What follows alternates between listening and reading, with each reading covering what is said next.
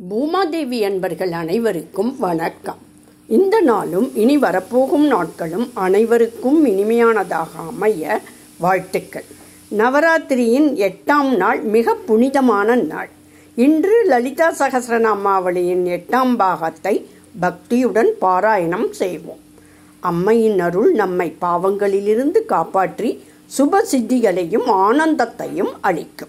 ஓம் தேசகால பரிச்சின்னாயை நமஹ.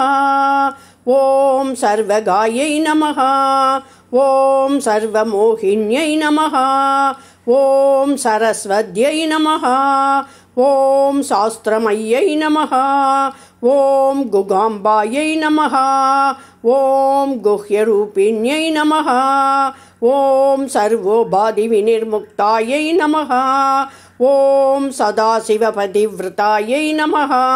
ஓம் சம்பிரதாயேஸ்வர்யை நமஹ. ஓம் சாதுனே நமஹ. ஓம் யை நமஹ. ஓம் குருமண்டலரூபிண்யை நமஹ. ஓம் குலோத்தீர்ணாயை நமஹ.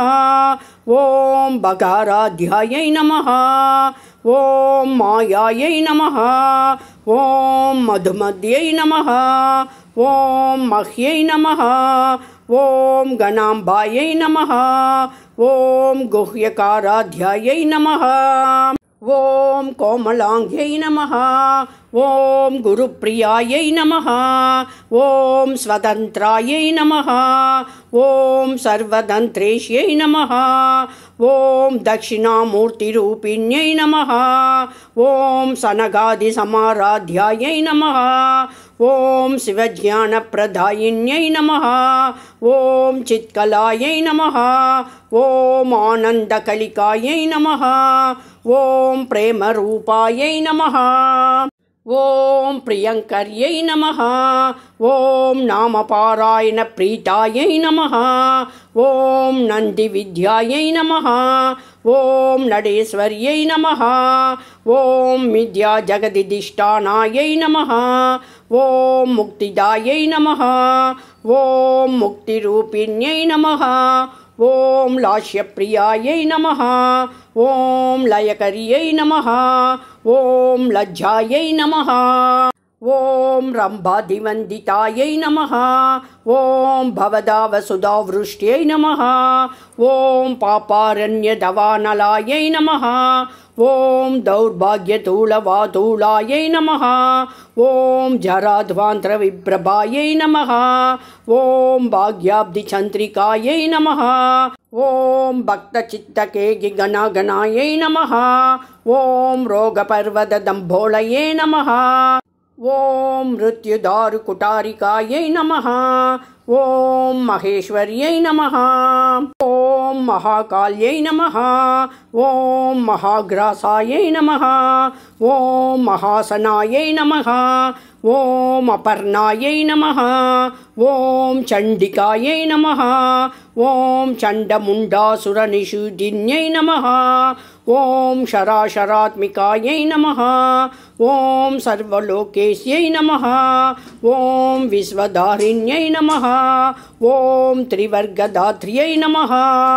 ஓம் சுபகாயை நமஹ. ஓம் திரியம்பகாயை நமஹ. ஓம் திரிகுணாத்மிகாயை நமஹ. ஓம் ஸ்வர்காபவர்கதாயை நமஹ. ஓம் சுத்தாயை நமஹ. ஓம் ஜபா புஷ்பணிபாக்ருதயே நமஹ. ஓம் ஓஜோவத்யை நமஹ. ஓம் தியுதிதராயை நமஹ. ஓம் யஜ்ஞரூபாயை நமஹ. ஓம் பிரியவ்ரதாயை நமஹ. ஓம் துராராத்யாயை நமஹ. ஓம் துராதர்ஷாயை நமஹ. ஓம் பாட்டலீகுசுமப்ரியாயை நமஹ. ஓம் மஹத்யை நமஹ. ஓம் மேருநிலையாயை நமஹ. ஓம் மந்தாரகுசுமப்ரியாயை நமஹ. ஓம் வீராராத்யாயை நமஹ. ஓம் விராட்ரூபாயை நமஹ. ஓம் விரஜசே நமஹ. ஓம் விஸ்வதோமுக்யை நமஹ. ஓம் பிரத்யக்ரூபாயை நமஹ. ஓம் பராகாசாயை நமஹ. ஓம் பிராணதாயை நமஹ. ஓம் பிராணரூபிண்யை நமஹ. ஓம் மார்த்தாண்ட பைரவாராத்யாயை நமஹ. ஓம் மந்திரிணியஸ்தராஜ்யதுரே நமஹ. ஓம் திரிபுரேஷ்யை நமஹ. ஓம் ஜயத்சேனாயை நமஹ. ஓம் நிஸ்திரைகுண்யாயை நமஹ.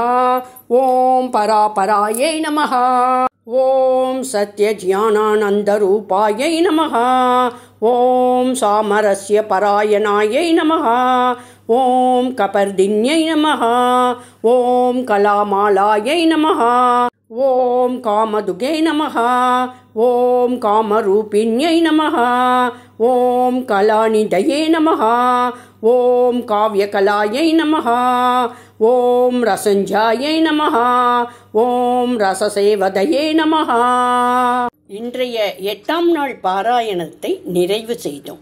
லலிதாம்பிகையின் அருள் எப்போதும் நம் வாழ்க்கையை நன்மை, சாந்தி, செழிப்பால் நிறைக்கட்டும். நாளை 9ஆம் நாள் அடுத்த பாகத்தில் மீண்டும் சந்திப்போம்.